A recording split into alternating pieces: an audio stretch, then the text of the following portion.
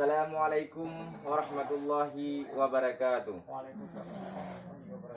Sehubungan dengan status darurat wabah virus corona di seluruh wilayah negara Republik Indonesia, maka saya sebagai Gisi Gampung Pria, Kecamatan Tanah Pasir, Kabupaten Aceh Utara, dengan ini menghimbau kepada seluruh masyarakat Gampung Pria yang berada di perantauan, baik di dalam negeri ataupun di luar negeri, agar untuk sementara waktu tidak pulang dulu ke Gampung Pria.